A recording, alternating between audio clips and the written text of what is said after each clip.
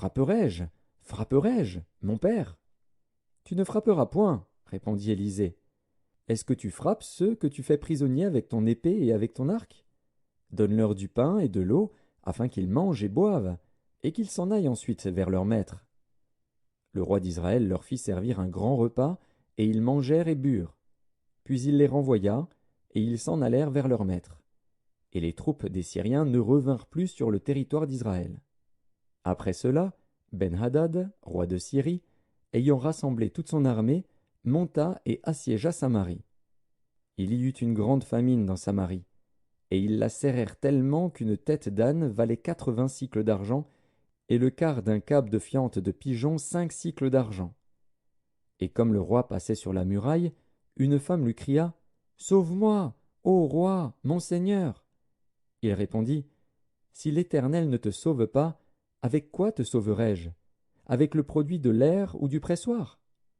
Et le roi lui dit « Qu'as-tu » Elle répondit « Cette femme-là m'a dit « Donne ton fils, nous le mangerons aujourd'hui, et demain nous mangerons mon fils. » Nous avons fait cuire mon fils, et nous l'avons mangé. Et le jour suivant, je lui ai dit « Donne ton fils, et nous le mangerons. » Mais elle a caché son fils. Lorsque le roi entendit les paroles de cette femme, il déchira ses vêtements, en passant sur la muraille. Et le peuple vit qu'il avait en dedans un sac sur son corps. Le roi dit « Que Dieu me punisse dans toute sa rigueur, si la tête d'Élisée, fils de Shaphat, reste aujourd'hui sur lui. » Or Élisée était dans sa maison, et les anciens étaient assis auprès de lui. Le roi envoya quelqu'un devant lui. Mais avant que le messager soit arrivé, Élisée dit aux anciens « Voyez-vous que ce fils d'assassin envoie quelqu'un pour m'ôter la tête? Écoutez, quand le messager viendra, fermez la porte et repoussez-le avec la porte. Le bruit des pas de son maître ne se fait-il pas entendre derrière lui ?» Il leur parlait encore, et déjà le messager était descendu vers lui, et disait « Voici, ce mal vient de l'Éternel. Qu'ai-je à espérer encore de l'Éternel » 2 Rois, chapitre 7. Élisée dit « Écoutez la parole de l'Éternel. Ainsi parle l'Éternel, demain, à 7 heures, on aura une mesure de fleur de farine pour 1 sicle et 2 mesures d'orge pour 1 sicle à la porte de Samarie. » L'officier sur la main duquel s'appuyait le roi répondit à l'homme de Dieu « Quand l'Éternel ferait des fenêtres au ciel, pareille chose arriverait-elle » Et Élisée dit « Tu le verras de tes yeux, mais tu n'en mangeras point. » Il y avait à l'entrée de la porte 4 lépreux, qui se dirent l'un à l'autre « Quoi? Resterons-nous ici jusqu'à ce que nous mourions? Si nous songeons à entrer dans la ville, la famine est dans la ville, et nous y mourrons. Et si nous restons ici, nous mourrons également. Allons nous jeter dans le camp des Syriens. S'ils nous laissent vivre, nous vivrons, et s'ils nous font mourir, nous mourrons. » Ils partirent donc au crépuscule pour se rendre au camp des Syriens. Et lorsqu'ils furent arrivés à l'entrée du camp des Syriens, voici, il n'y avait personne. Le Seigneur avait fait entendre dans le camp des Syriens un bruit de chars et un bruit de chevaux, le bruit d'une grande armée, et ils s'étaient dit l'un à l'autre, « Voici, le roi d'Israël a pris à sa solde contre nous les rois des Hétiens et les rois des Égyptiens pour venir nous attaquer. » Et ils se levèrent et prirent la fuite au crépuscule, abandonnant leurs tentes, leurs chevaux et leurs ânes, le camp tel qu'il était, et ils s'enfuirent pour sauver leur vie. Les lépreux, étant arrivés à l'entrée du camp, pénétrèrent dans une tente, mangèrent et burent, et en emportèrent de l'argent, de l'or et des vêtements qu'ils allèrent cacher. Ils revinrent, pénétrèrent dans une autre tente, et en emportèrent des objets qu'ils allèrent cacher. Puis ils se dirent l'un à l'autre, « Nous n'agissons pas bien. Cette journée est une journée de bonnes nouvelles. Si nous gardons le silence et si nous attendons jusqu'à la lumière du matin, le châtiment nous atteindra. Venez maintenant, et allons informer la maison du roi. » Ils partirent, et ils appelèrent les gardes de la porte de la ville, auxquels ils firent ce rapport. « Nous sommes entrés dans le camp des Syriens, et voici, il n'y a personne, on n'y entend aucune voix d'homme. Il n'y a que des chevaux attachés et des ânes attachés, et les tentes comme elles étaient. » Les gardes de la porte crièrent, et ils transmirent ce rapport à l'intérieur de la maison du roi. Le roi se leva de nuit, et il dit à ses serviteurs: Je veux vous communiquer ce que nous font les Syriens.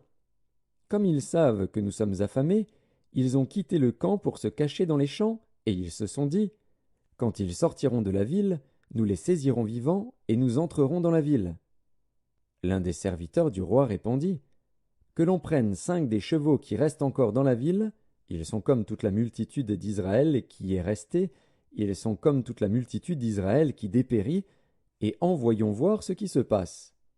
On prit 2 chars avec les chevaux, et le roi envoya des messagers sur les traces de l'armée des Syriens, en disant: Allez et voyez. Ils allèrent après eux jusqu'au Jourdain. Et voici, toute la route était pleine de vêtements et d'objets que les Syriens avaient jetés dans leur précipitation. Les messagers revinrent et le rapportèrent au roi. Le peuple sortit et pilla le camp des Syriens.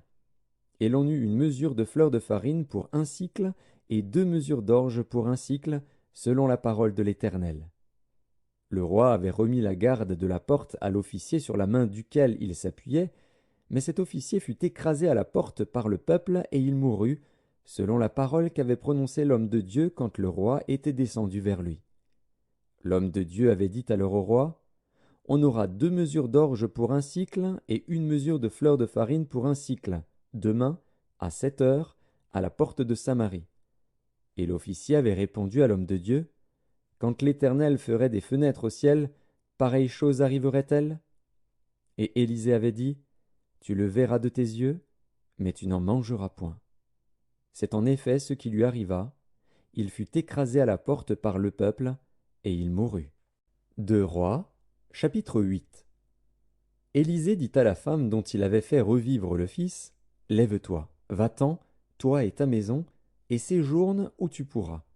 Car l'Éternel appelle la famine, et même elle vient sur le pays pour 7 années.